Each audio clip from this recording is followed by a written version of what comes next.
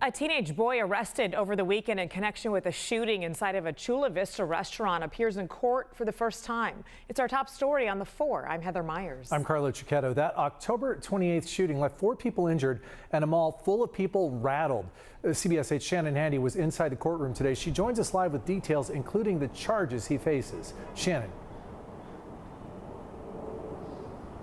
Carlo and Heather, that 15-year-old boy was arraigned here at Juvenile Court. Technically, the hearing was called a detention hearing, but essentially that was an arraignment. Now, no cameras were allowed inside, but the judge gave me permission to sit in and take notes. I also had a chance to speak with the prosecutor on this case, who tells me the suspect faces several serious charges.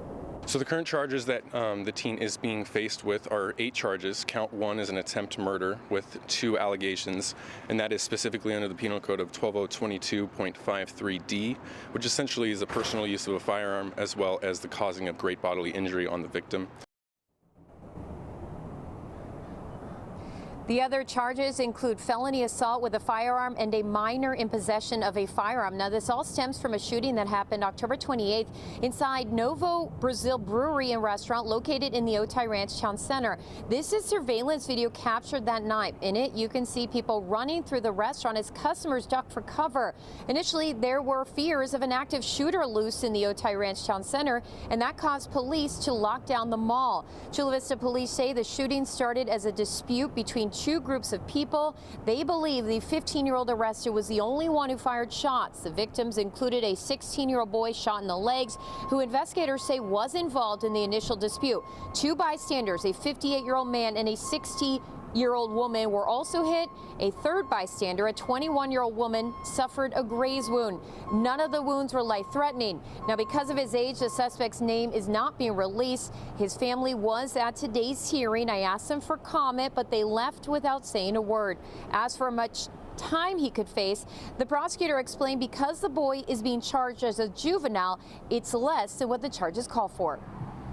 While the maximum exposure on paper might suggest 25 to life, it's the juvenile court system confines us up until his age 25, and then we lose jurisdiction.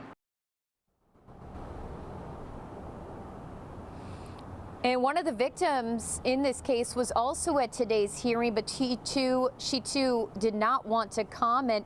The next hearing is scheduled for November 28th, and we're told at least until then, this suspect will still be detained. And that is latest from out here. I'll send back to you guys. Shannon, are police looking for anyone else involved in this case?